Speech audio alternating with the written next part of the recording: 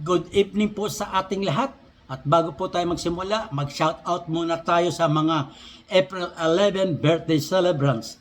Kina Hendrix Agcanas, Fred Mendoza, Draudy Astrera, Dennis L. Petate, Rodney Sabanal, ganun din kina Maximiano Villanes Jr., Richard Carion, Junior Ignacio, Eugene Quito Sahagon, at kung may kumpare Arnel Di Paz, may kababata sa Barangay 702.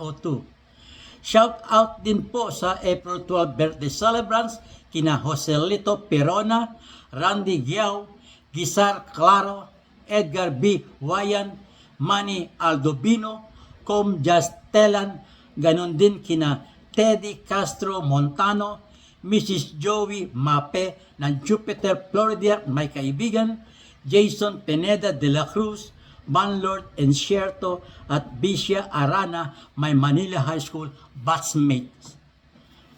Ang ating pong paksa sa gabing ito ay ang dribble rules na kung saan concerning dito yung backboard.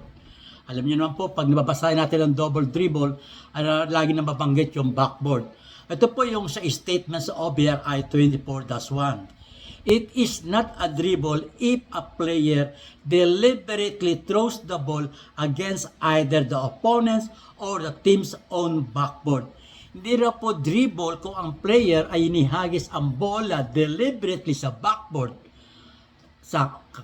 nila o sa backboard ng kalaban. Hindi raw po yan ay dribble. Okay? Para mas maliwanag po tayo ay magbibigay po tayo ng dalawang halimbawa. Unang halimbawa makikita sa OBRI 24-2. A1 has not yet dribbled and is standing still when A1 deliberately throws the ball against a backboard and catches or touches the ball again before it touches another player. Ang sabi po doon, si A1 po, hindi pa nakapag-dribble. Nakatayo siya at hinihagis niya deliberately ang bola sa backboard. At nakuha niya ulit ang bola before makuha o matapik o mahawakan ng kalaban. Ano po ang interpretation doon ng FIBA? Ang interpretation po doon, this is legal play by A1. After catching the ball, A1 may shoot, pass the ball, or start a dribble. So nakatayo lamang po siya, inihagis niya deliberately at nakuha niya yon na hindi pa natatapik ng kalaban, pwede siya mag-dribble, pwede ipasa at pwede niyang i-shoot. Okay, maliwanag ba tayo doon? Ito naman po ang pangalawang halimbawa.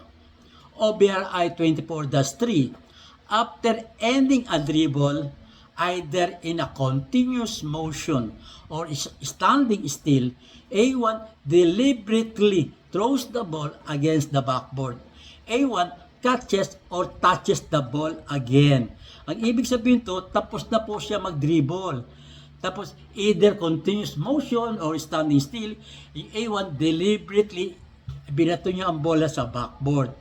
Then A1 catches or touches the ball again. Nahawakan niya. Sa first scenario, after it bounces on the court and starts a dribble. At sa letter B naman po, ang sabi sa second scenario, before it touches any other player. So, ano po ang interpretation dito ng sa letter A? Sabi doon, this is a double dribble violation by A1. A1 shall not dribble for a second time after the first dribble has ended. Kasi tapos na po kanya ang dribble. Inihagis niya ang backboard, tapos nung makuha niya ang bola, nag-start siya ng another dribble. So, violation po siya. Ang second interpretation naman sa letter B, sabi sa interpretation, in B, this is a legal play by A1. After catching or touching the ball, A1 may shoot or pass the ball but shall not start a new dribble. So, standing after an ending, continuous motion siya, standing still, inihagis niya ang bola sa backboard at nakuha niya yun, hindi siya pwede ulit mag-dribble. Dahil after ending a dribble po ang pwede niya lang gawin ay ipasa ang bola o i-shoot ang bola. So, ang ibig sabihin sa tinalakay natin ito, kapag pinatama ang bola sa backboard, at wala pang dribble na nangyayari, pwede pa mag-dribble ang player. Kaya walang violation. Pero kung nakapag-dribble na, tapos na ng dribble at pinatama niya ang bola sa backboard, hindi na pwede mag-dribble ang player. Pwede ipasa at i-shoot ang bola. Yun lang man po ang pwede niyang gawin. Yan po ating maikling aralin sa gabing ito at naway naunawaan natin itong rules na ito na pinapatama ng player deliberately ang bola sa backboard. Kapag nakapag-dribble na, pinatama yan, hindi na siya pwede mag-dribble ulit. Ang pwede niyang gawin ay pass and shoot. Pero kung hindi pa siya nakapag-dribble, ibinato niya ang bola sa backboard at nakuha niya, pwede siyang mag-dribble, magpasa o i-shoot ang bola. Yan po ang ating maikling aralin sa gabi ito at naway naunawaan natin mga ito. Huwag po natin kalimutan mag-like, mag-share, mag-follow at mag-subscribe sa aking YouTube channel. Ito po ang inyong abang lingkod, former FIBA referee, Etok Kamarongan. Hanggang sa muli. Bye-bye.